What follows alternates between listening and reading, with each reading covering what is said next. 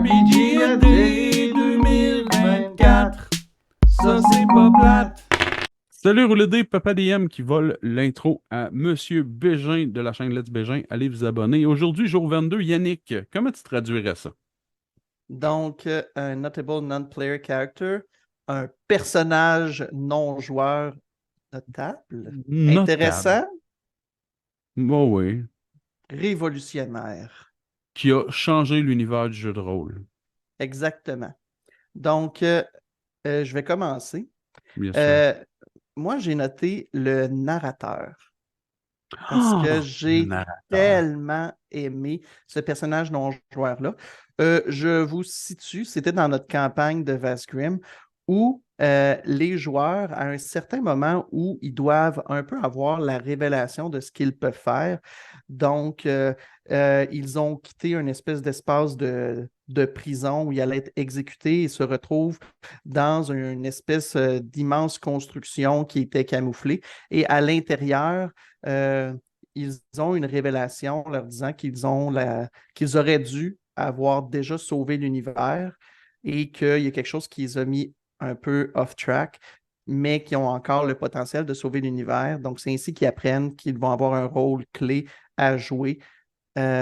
Mais dans cet endroit-là, ils rencontrent le narrateur. Le narrateur, c'est quoi? C'est comme une espèce de petite bébite mécanique, un peu arachnoïde, avec comme plusieurs pattes qui se promènent avec un visage un peu holographique. Puis, ce qui était particulier du narrateur, c'était qu'il était un narrateur. Donc, pour faire simple, cette petite bébite électronique-là a des connaissances incroyables sur qu'est-ce qui s'est produit dans le passé dans l'univers, alors qu'il y a des caméras un peu partout, puis plein de notions. Puis, il est là pour rapporter qu'est-ce qui se passe ou être un peu le témoin de tout ce qui s'est passé dans l'univers. Puis les joueurs arrivent à lui parler, mais il leur répond comme un narrateur.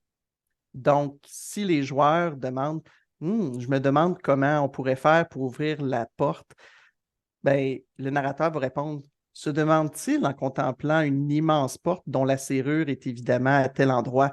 Puis, ça, je trouvais ça vraiment drôle parce que ça fait un personnage qui parle à la troisième personne. Si on pose une question directe, ça ne marche pas. Donc, les joueurs avaient à réfléchir sur comment je vais parler pour que ça fasse du sens, qu'un narrateur qui regarde notre histoire prenne la parole à ce Mhm. moment-ci et me donne l'information nécessaire. Donc, moi, je trouvais ça drôle à chaque fois. Puis, non, ça a été très bien. Puis, je trouvais que c'était une manière facile d'avoir comme un contact DM avec joueur là, pour ne pas juste briser comme le quatrième mur, puis vous dire, bon, ben, vous êtes coincé, c'est ça qu'il faut faire, là. Mais vous Mhm. aviez une possibilité de demander des indices à l'univers via ce personnage non-joueur-là, si on veut. Puis vous ne l'avez pas surutilisé, là. Donc, On est ça des a bons joueurs quand même. vraiment bien été. Mais Il était j'ai hot. trouvé ça très drôle. Ouais, c'était bien emmené. Il était là longtemps. Fait que ça a été vraiment cool d'interagir avec cet NPC-là. Moi, j'ai envie parler d'un NPC que je suis pas sûr si t'étais là. Est-ce que t'as connu Glenn, le Euh, Dragonborn qui avait une apparence de salamandre? non. Ce qui est arrivé, c'est que j'avais trois ou quatre joueurs pour une game de donjon et il y a Pierre-Louis Renaud de la chaîne D2 Game qui a déjà dit si tu veux faire un personnage que les joueurs vont aimer automatiquement, fais-les zozoter sur le bout de la langue, tu vas voir, ça marche. Et ça, c'est une arme extrêmement puissante. OK?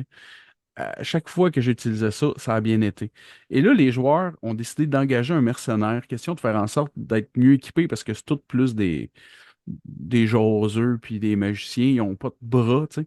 Fait que ils se louent une loge pour voir un combat de gladiateurs. Et à ce moment-là, je leur explique qu'il y a des Dragonborn partout, mais là, c'est une espèce de grande salamandre bleue qui se pointe pour leur demander s'ils veulent quelque chose à boire.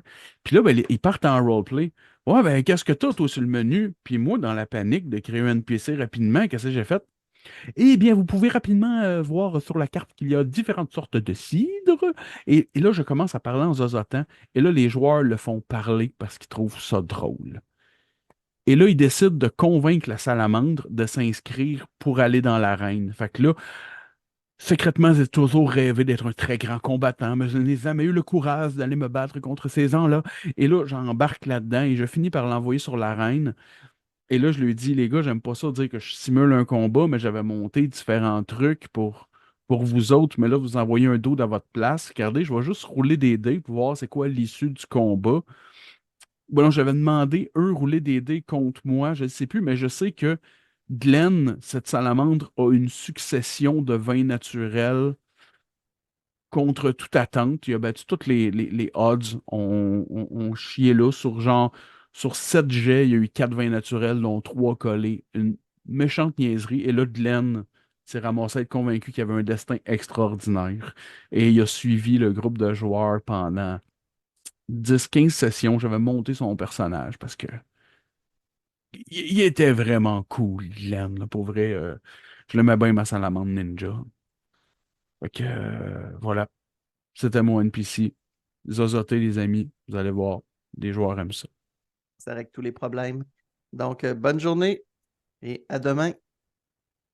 RPGAD 2024, ça c'est pas plate.